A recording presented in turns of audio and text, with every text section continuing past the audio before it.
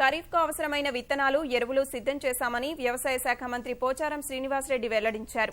వర్షాలు పడుతున్నాయని తొందరపడి విత్తనాలు వేసుకోవద్దని సూచించారు.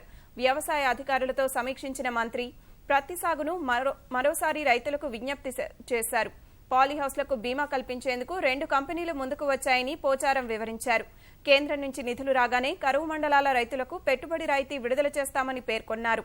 రుణమాఫీకి సంబంధించి అన్నదాతలను ఇబ్బంది పెట్టకుండా రుణాలు మంజూరు చేయాలని బ్యాంకర్లకు స్పష్టమైన ఆదేశాలిచ్చామని పోచారం తెలిపారు.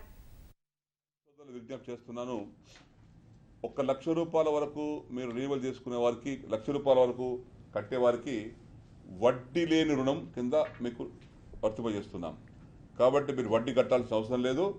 ఆ 1 లక్ష రూపాయల వరకు అయ్యేటువంటి వడ్డీ రాష్ట్ర ప్రభుత్వం 4%, కేంద్ర ప్రభుత్వం 3% చెల్లిస్తుంది. కాబట్టి మీరు కట్టాల్సిన అవసరం లేదు. ఎవరైనా బ్యాంకు వాళ్ళు అడిగితే కూడా దయచేసి వడ్డీ కట్టవద్దని మీకు చెప్తున్నాను. వడ్డీ వసూలు చేయవద్దని బ్యాంకర్కి కూడా చెప్తా ఉన్నాను.